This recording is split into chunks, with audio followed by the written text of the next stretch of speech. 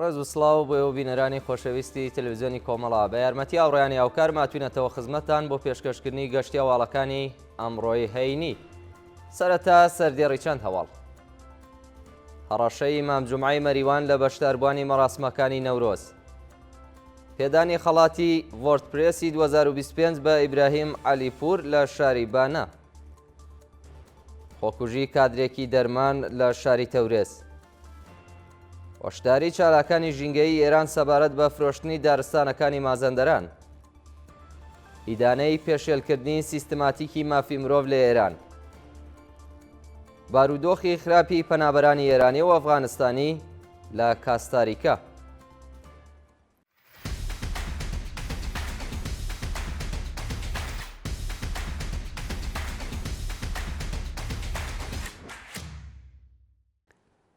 بەڕێوەچوونی مەراسمی نەورۆز لە کامیاران و هەمەدان.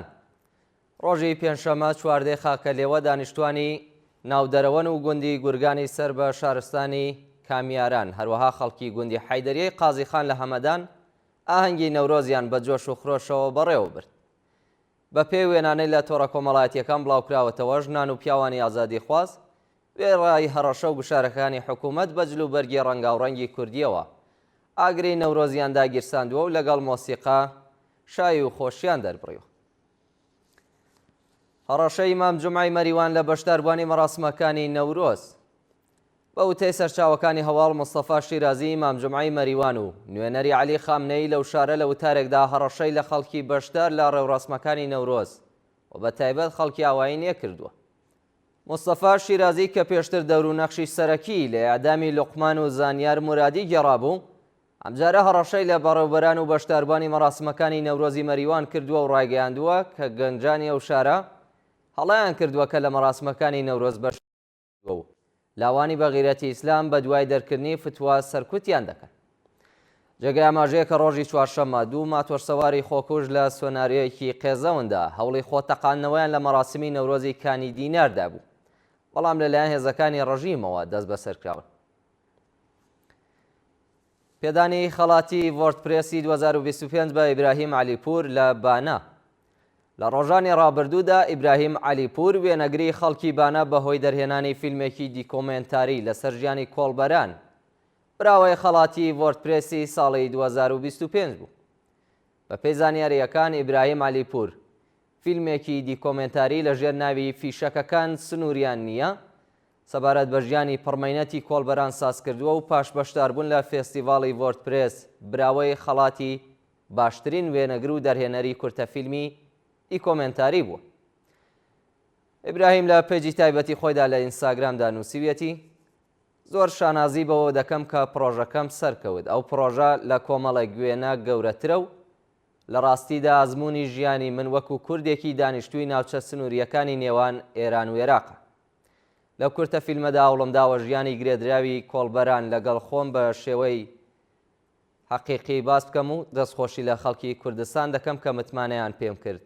هەموو هەوڵی خۆمەدەم بەڕێزەوە باسی ژیانی پڕمەینەتی کۆڵبەران بکەم و دەنگی مەزلومانەیان بە گوێی هەموو جیهان بگەێنم. ناڕەزایەتی کەشاوەرزان و دانیشتوانی شاری زیار لە ئیسفەهان. ڕۆژی پێنجشەممە چواردەی خاکەلێوە کەشاوەرزان، ئاژەڵداران و دانیشتوانی شارستانی زیار لە ڕۆژهەڵاتی ئیسفەهان دژ بە نەدانی حەقاوەی زایندەڕوود خۆپێشاندانیان کرد. کەشاوەرزان یەک ڕۆژ پاش بەردانەوەی ئاوی زایندەڕوود ئەو خۆپێشاندانەیان ساز کردووە و ڕایانگەیاندووە کە ناڕەزایەتی ئەوان بۆ پێدانی هەمیشەیی حەقاوەی زایندەڕوود بووە، نەک پێدانی هەژ ڕۆژ حەقاوە و وەرکردنی ئێسقانی کەشاوەرزانی زەحمەتکێش. گەرەمڕۆ فریوی ئەو نەمایشە بخۆین ساڵی داهاتووە بێ بە شاوانی کوێر و دەستی بەتاڵ گەڕینەوە سەر شەقام. ئاوی زایندەڕوود دەبێ هەمیشەیی بێت. کەشاوەرزان سەدەقەیان ناوێت بەڵکو مافی خۆیان دەوێت. چالاکی تێکۆشەرانی بزوتنەوەی ژن ژیان ئازادی لە سەراسەری ئێران. بە پێی وێنانەی بەدەستمان گەیشتووە تێکۆشەرانی شۆڕشی ژن ژیان ئازادی لە چەندین شاری ئێران دیوارەکانیان بە دروشمی دژە حکوومەت نەخشاندووە و خوازیاری گەڕانەوەی خەڵک بۆ سەر شەقام بوون. کچان و کوڕانی ئازادی خواز و بەرابەری تەڵەبی ئێران لە دروشمەکانیاندا خوازیاری ڕوخانی حکوومەتی کۆماری ئیسلامی بوون و ڕایانگەیاندووە ئەو ژیانە شایستەی خەڵکی ئێران نییە. ڕژیمی سەرکوتگەر بە دروستکردنی ئەو بارودۆخە دەیەوێت هێدی خەڵک بکوژێت و کەمترین بایەخێک بە ژیان و معیشەتی جەماوەر نادات. خەڵکی ئێران ئەبێ وریا بن و بە مەبەستی گۆڕانی ئەو بارودۆخە متمانە بە خۆیان بکەن و بە تەمای دەستێوەردانی دەرەکی نەبن. پشتگوێخستنی وادەی زیادکردنی حەقدەست بۆ کرێکارانی معدەنجووی تەبەس. پاش ڕووداوی کارەساتباری معدەنجووی تەبەس لە مانگی خەرمانانی 1403دا کە تێیدا 53 کرێکار گیانیان لەدەستدا بەرپرسانی ڕژیم بەڵێنیاندا حەقدەست و مەزایی کرێکاران ببەنە سەرەوە، بەڵام هیچ یەک لە بەڵێنەکانیان جێبەجێ نەکردو. ئەحمەد مەیدەری وەزیری کار مانگی ڕازبەری ساڵی ڕابردوو بەڵێنیدا پێشنیاری زیادکردنی حەقدەستی کرێکارانی معدەن لە شۆڕای باڵای کار بخرێتە دەنگدان و جەختی لەسەر هاوسانی حەقدەستی کرێکارانی معدەن لەگەڵ سەختی کارەکەیان کردبوو. ساڵی 1403 هەتاوی کۆتایی پێهاتوو. بەرپرسانی ڕژیم هیچ هەنگاوێکی کردەییان بۆ چارەسەرکردنی کێشەی کرێکاران وەکو نەبوونی ئەمنیەتی پیشەی هەڵنەگرت و پرسی زیادکردنی حەقدەستیش پشتگوێخرا. برینداربوونی 5 منداڵی کار لە نیکشاری بەلوچستان. ڕۆژی چوارشەممە 13 خاکەلێوە 5 منداڵی کاری سوختبەر لە دەکەیەکی فرۆشتنی بەنزین لە شارستانی نیکشار بەهۆی ئاگرکەوتنەوە تووشی سووتانی جەستە بوون. بە پێی راپۆرتی حاڵوەش چەند گاڵۆن بەنزین و فەندەک لە نێو ئەو دەکەیەدا بووە و لە ناکاودا یەکێک لە فەندەکەکان تەقیوە و گاڵۆنەکان ئاگریان گرتووە. لە ئاکامی ڕووداوەدا 5 منداڵی سوختبەر بە ناوەکانی یاسین خودایی، ئەمیر حسێن بەلوچ، محەممەد کەت خودایی، محەممەد سابۆکزەهی و مەروان میرزای سوتاون کە دۆخی تەندروستی دوو کەسیان ناجێگیرە. خۆکوژی کادرێکی دەرمان لە شاری تەورێز. لە ڕۆژانی ڕابردوودا کادرێکی دەرمان لە یەکێک لە نەخۆشخانەکانی تەورێز بە ناوی دکتۆر نەرگز بەهۆی گوشاری کاری و دۆخی خراپی معیشەتی کۆتایی بە ژیانی خۆیەناو.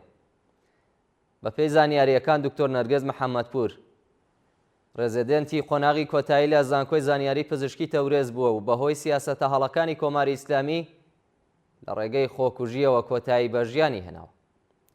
بە وتەی چالاکانی مەدەنی خۆکوژی کادری دەرمان قەتڵی حکوومەتیە، گوشاری کاری، جیاوازی و هەڵاواردن، نەدانی حەقدەست و مەزایە، هەڵسوکەوتی نەشیاوی بەرپرسانی ڕژیم سەرەکی ترین هۆکارەکانی خۆکوژی لە نێوان کادری دەرمانیێران. سەپاندنی سزای زیندان بەسەر ویدا محەممەدی لە تاران.